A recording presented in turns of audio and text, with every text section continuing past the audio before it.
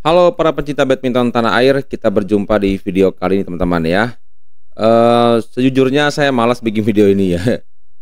Mau ngomongin soal badminton Indonesia ya, yang apa ya, yang bisa dibilang saat ini itu level kita jauh sekali ya di bawah negara-negara seperti Jepang, Korea Selatan ya, yang dimana beberapa waktu yang lalu itu kita satu level lah begitu. Nah sekarang, menurut pendapat saya pribadi ya, kita tuh lebih sama kayak negara-negara kayak Hong Kong, apalagi ya, dulu seperti Prancis ya, tapi Prancis sekarang berbeda. Prancis sekarang bahkan di Jepang Open ini bisa mengirim wakil ke final dan belakangan sering ada wakilnya ke final ya, terlebih untuk tunggal putra ya, tunggal putra dan ganda putra pun sudah semakin bagus ya. Nah, justru sebaliknya Indonesia, badminton kita ini yang sedang memprihatinkan ya. Bisa dibilang apa ya, levelnya hanya sampai dengan peringkat 8 besar misalkan kita lihat. Ambil contoh aja di turnamen Japan Open ini ya. Turnamen Japan Open itu kan turnamen Super 750 kalau saya tidak keliru ya. Sebentar saya cek. Nah, Super 750 itu kita bahkan hanya mengirimkan dua wakil yang lolos ke babak perempat final ya. Nah, sayangnya kedua wakil kita ini pun gagal di perempat final. Jadi tidak ada wakil sampai ke semifinal. Dan beberapa turnamen belakangan ini rasanya sangat sering ya pemain kita hanya terhenti sampai di babak perempat final. Kemudian muncul komentar ya beberapa netizen termasuk saya pribadi juga ya. Apakah memang level badminton kita saat ini itu hanya sampai dengan perempat final? Ya sekedar pelengkap lah begitu ya. Karena sudah jarang sekali kita ngirim wakil ke final, kemudian apalagi juara ya. Uniknya yang saya mau lihat adalah hasil pertandingan di Japan Open ini teman-teman ya. Kalau kita perhatikan itu kebanyakan pemain kita kalahnya itu di rubber game ya. Kita ambil contoh coba pertandingan di babak 16 besar ya. Kita misalkan di sini Amrinita ya. Amrinita itu di game pertama mereka menang mereka kalah 21-23. Game kedua mereka menang 21-18. Game ketiga mereka kalah 21-14. Ambil contoh lagi ada Alwi Farhan misalnya. Alwi Farhan di game pertama menang 21-14, game kedua 21-15, game ketiga 21-15 juga. Dan seterusnya ada juga Jafar Felisa kalah rubber game ya. Di game pertama menang, game kedua dan ketiga takluk. Kemudian ada Febri dan Ana Tiwi ya. Game pertama menang, game kedua dan ketiga juga takluk. Jadi banyak sekali pemain kita yang kalah di rubber game. Yang terbaru adalah di babak perempat final. Game pertama mereka kalah 13-21, kemudian game kedua mereka menang 21-17. Nah, game penentuan itu sebenarnya sudah sampai game point ya. Tapi akhirnya dibalikan oleh pasangan Malaysia dan mereka akhirnya kalah. Itu Fajar Fikri sorry. Nah, untuk Putri KW juga demikian ya.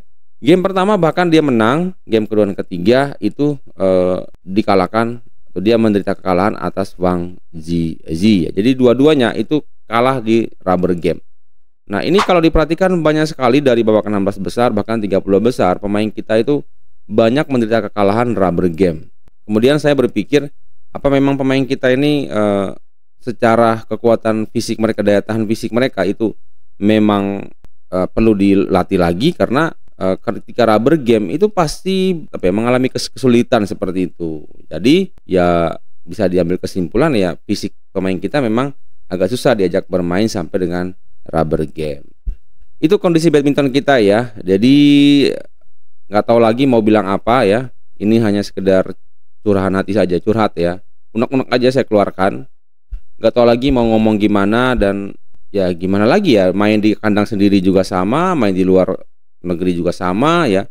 Mungkin ini hanya waktu yang bisa menjawabnya. Entah kapan, kita tunggu saja karena waktu akan berjalan terus ya. Ya bisa saja tahun depan atau kita sih berharapnya secepatnya badminton kita bisa kembali bersinar. Atau lagi pemain-pemainnya juga beberapa ada yang baru, ada yang dirombak dan lain sebagainya, pelatih ya. Tapi tak kunjung mencapai titik terang, mencapai prestasi ya. Ya kita hanya mendoakan saja sebagai pendukung setia badminton ya. Oke, untuk berikutnya kan ada Victor China Open ya yang akan bergulir pada tanggal 22 sampai 27 Juli ya. Nah, ini Super 1000 teman-teman. Pasti lebih bergengsi lagi, hadiahnya lebih besar justru para pemain akan lebih bersemangat untuk mendapatkan itu. Selain itu juga untuk mengumpulkan poin yang cukup besar ya bagi si pemain tersebut untuk bisa mengumpulkan nilai untuk bisa bertanding di ajang penutup tahun nanti, itu BWF World Tour Final, teman-teman. Nah, kita lihat di sini memang belum ada drawingnya, teman-teman, kalau saya lihat ya. Tapi beberapa berita sudah memunculkan wakil kita yang akan tampil di ajang Victory China Open ini, teman-teman. Dan kurang lebih sama dengan yang sudah bermain di Japan Open. Dan ya mudah-mudahan bisa, teman-teman ya.